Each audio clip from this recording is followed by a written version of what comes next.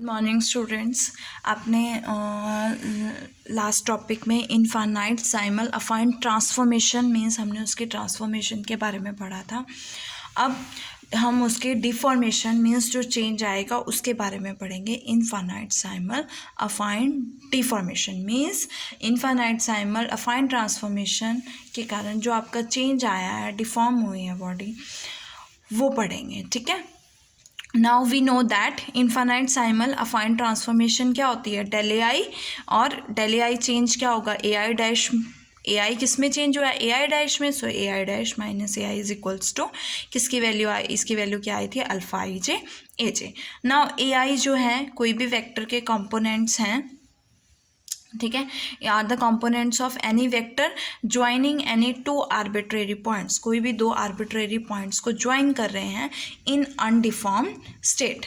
ठीक है, ए आई ऐसे कंपोनेंट्स है वेक्टर के जो दो आर्बिट्रेरी पॉइंट्स को अनडिफॉर्म स्टेट ऑफ बॉडी में क्या कर रहे हैं, ज्वाइन कर रहे हैं, और ए आई डैश कॉम्पोनेंट्स है सेम वेक्टर के इन डिफॉर्म्ड स्टेट।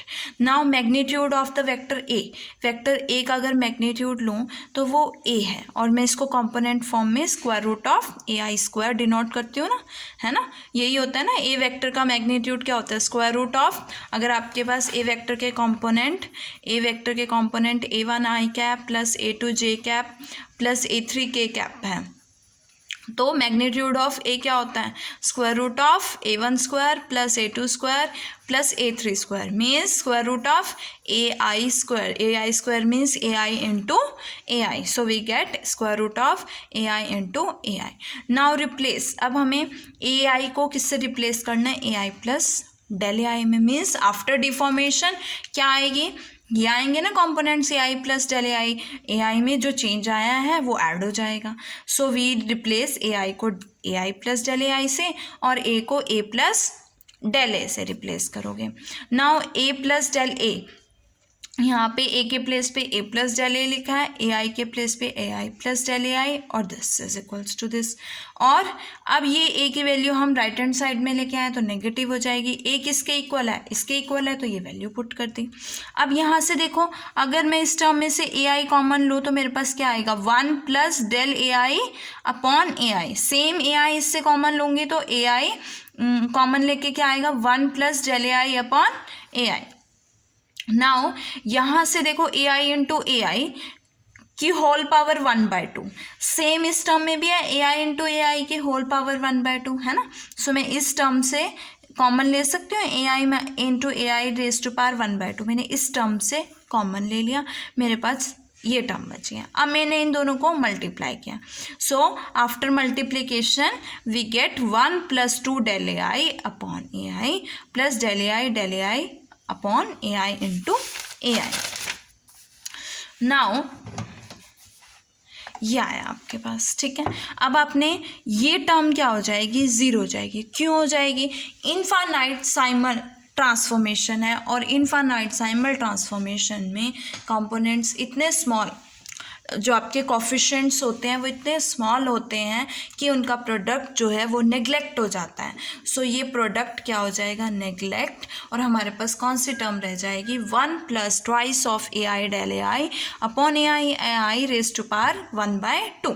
अब इस पर हम बायनोमियल थ्योरम अप्लाई करोगे, तो बायनोमियल थ्योरम अप्लाई करोगे तो 1 + 1/2 this plus and up to so on आपके पास हायर टर्म्स आएंगे, और higher terms means del A I का आपके पास प्रोडक्ट्स आएंगे, हायर ऑर्डर आएंगे, del A I square, del A I cube. So that is a product of two, that is a product of two small terms, small quantities. So उनका product क्या हो जाएगा, neglect हो जाएगा। तो यहाँ से क्या बचेगा, 1 + ए आई del A I upon A i.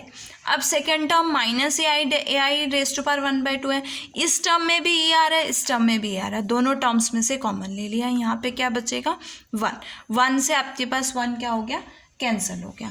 So we get A I del A I upon A I, यहाँ से ये हाफ है ये फुल है तो ये हाफ कैंसिल हो जाएगा। We get A i raise to power 1/2 और ये किसकी वैल्यू है, ए की वैल्यू है। So we get A del A किसके इक्वल है, ए आई डेल ए आई के इक्वल है। और डेल ए आई की वैल्यू क्या है, A I dash minus A I is equals to alpha I J A J. Now ये वैल्यू आपने 2.8 इक्वेशन में सब्सटीट्यूट करनी है। सब्सटीट्यूट करोगे आपके पास क्या आएगी, ए del A I del A I की वैल्यू क्या है, alpha I J A J. So we get alpha I J A J. So alpha I J A I A J. Now I J को आप 1 2 3 substitute करोगे तो आपके पास ये value आएगी, ठीक है। Now since for a rigid body, जो रिजिड बॉडी होती है, del a vanishes for all values of A1 A2 A3, A1 A2 A3 की ऑल वैल्यूज़ के लिए जो डेल ए चेंज होगा वो क्या हो जाएगा, वैनिश हो जाएगा, मीन्स ज़ीरो हो जाएगा।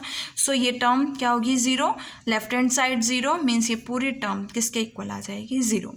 और ये कब ज़ीरो होगा, कब ज़ीरो होगा, अगर इनके कॉफिशिएंट ज़ीरो होंगे। ये तभी पॉसिबल है अगर इनके कॉफिशिएंट ज़ीरो, कॉफिशिएंट ज़ीरो मतलब alpha 1 1 0, alpha 2 2 0, alpha 3 3 0 and alpha 1 2 plus 2 1 0, alpha 2 3 plus alpha 3 2 0, alpha 3 1 plus alpha 1 3 0। सो अगर आपकी ये टर्म ज़ीरो हो गई means 1 2 negative of 2 1, 2 3 negative of 3 2, 3 1 negative of 1 3।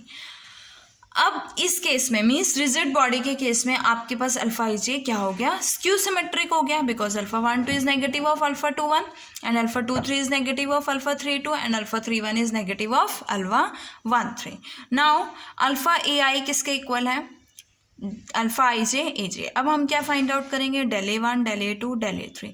तो आई को 1 सब्सटीट्यूट करोगे और जे को 1 2 3 सब्सटीट्यूट करोगे, वी गेट दिस। यहाँ से इसकी वैल्यू पुट करोगे, इसकी वैल्यू, इसकी वैल्यू, इसकी वैल्यू नहीं है आपके पास, इसकी है तो ज़ीरो पुट होगी। सिमिलरली डेल ए 2 के लिए, सिमिलरली डेल ए 3 के लिए। अब देखो 1 2 है तो नेगेटिव ऑफ 2 1 लिख सकते हो, सिमिलरली 2 3 है तो नेगेटिव ऑफ 3 2। सो हमने 3 2 और 2 1 में इसको कन्वर्ट कर दिया तीनों इक्वेशंस को। नाउ हमने क्या पुट करना है, W2 को अल्फ़ा 1 3 पुट करना है। देखो जहाँ भी अल्फ़ा 1 3 होगा W2 पुट कर दो, अल्फ़ा 2 1 को 3 पुट करना है और अल्फ़ा 3 2 को 1 पुट करना है। जब आप ये सारी वैल्यूज़ तीनों में सब्सटीट्यूट करोगे तो आपके पास del A1 is equals to W2 A3 minus W3 A2। Similarly for this and similarly for this, similarly for this. अब देखो यहाँ से डेल AI क्या बन रहा है, क्रॉस प्रोडक्ट बन रहा है W का और A वेक्टर का। देखा जाए तो अगर मैं क्रॉस प्रोडक्ट की बात करूँ तो आई कैप जे कैप के कैप, और किस किस के बीच में क्रॉस प्रोडक्ट, W और A के बीच में है। सो W के components W1 W2 W3, A के कंपोनेंट्स A1 A2 A3। अगर मैं डेल A1 की बात करूँ तो W2 A3 minus W2 A2 बनेगा सेम। अगर मैं डेल A2 की बात करूँ तो this multiply this minus this multiply this, यही आ रहा है। इसी तरह से आपके पास ये सारी वैल्यूज़ आ जाएंगे, ठीक है। सो ये किसका प्रोडक्ट बनेगा, क्रॉस प्रोडक्ट बनेगा W और A का। So we can write del A vector is equals to cross product of W vector and A vector. और W वेक्टर के कंपोनेंट्स क्या है, W1 W2 W3 और A वेक्टर के कंपोनेंट्स क्या है, A1 A2 A3। सो जो चेंज होगा वो क्रॉस प्रोडक्ट होगा W वेक्टर और A वेक्टर का। अब ये W वेक्टर और A वेक्टर क्या बनेंगे, जो आपका W वेक्टर होगा वो रोटेशनल वेक्टर होगा, और जो नेसेसरी कंडीशन होगी इनफाइनाइट साइमल डिफॉर्मेशन की, कि वो रिजिड बॉडी को मोशन को रिप्रेजेंट करे कि अल्फा आई जे स्क्यू सिमेट्रिक। अगर अल्फा आई जे स्क्यू सिमेट्रिक है तो मीन्स आपके पास बॉडी कैसी है, रिजिड बॉडी है। Okay, now del A I is equals to क्या होता है, चेंज इन ए आई, है ना। ए आई में जो चेंज आया है, so A I dash minus A I dash की वैल्यू ये, ए आई की वैल्यू ये। So we can write X I dash minus X I not dash minus X I not. ये चेंज किस में आया, एक्स आई में change आया, so we can write X del x I. ये change किस में आया, एक्स आई नॉट में आया, तो we can write del x I not. यहाँ से डेल एक्स आई की वैल्यू क्या आएगी, del A I plus del x I not. अब देखो यहाँ से del x I is equals to del x I not plus del A I. Del A I किसके इक्वल है, W क्रॉस ए के, जो क्या है रोटेशनल मोशन है। अब ये क्या होता है translation motion, means along straight line जो भी आपका चेंज आएगा that is del x I not होगा, ठीक है। और in general as we know that, देखो in general as we know that del A I जो है वो अल्फ़ा आई जे ए जे होता है, और हम अल्फ़ा आई जे को अगर 2 से मल्टीप्लाई और 2 से डिवाइड करें सो वी कैन राइट, देखो यहाँ से जैसे आप स्क्यू सिमेट्रिक और सम ऑफ सिमेट्रिक और स्क्यू सिमेट्रिक शो करते हो ना, वैसे ही है। अल्फ़ा आई जे को 2 से मल्टीप्लाई किया, 2 से डिवाइड किया, so 1/2 we get alpha I J plus alpha I J, और इसमें आपने अल्फ़ा जे आई प्लस करना है और अल्फ़ा जे आई माइनस करना है। सो 2 टर्म्स ये लोगे, 2 टर्म्स ये लोगे और हाफ लोगे, साथ में ये टर्म बनेगी। और ये क्या, इसको क्या रिप्रेजेंट कर दिया ई आई जे, और इसको क्या रिप्रेजेंट कर दिया डब्ल्यू आई जे, जैसे आप मैट्रिसेस में करते थे या आपने टेंसर में भी किया है कि आप इसको sum of symmetric and skew symmetric लिख सकते हो, एक स्क्वायर मैट्रिक्स को ऐसे स्क्वायर टेंसर को लिख सकते हो। So del A I is equals to E I J plus W I J A J, यहाँ से क्या आएगा ई I J A J W I J A जे, और यहाँ पे ई आई जे की वैल्यू ये है और ये सिमेट्रिक होगा, डब्ल्यू आई जे की वैल्यू ये है तो ये स्क्यू सिमेट्रिक होगा। अब यहाँ से डेल ए आई की वैल्यू आपके पास ये आ गया, ये सब्सटीट्यूट कर दिया। अब देखो क्या है, ये आपके पास ट्रांसलेशन मोशन है, या आपके पास रिजिड बॉडी मोशन या बॉडी रोटेशन है, या आपके पास प्योर डिफॉर्मेशन है, ठीक है। और इन सब का सम क्या बनेगी, डिस्प्लेसमेंट बनेगी।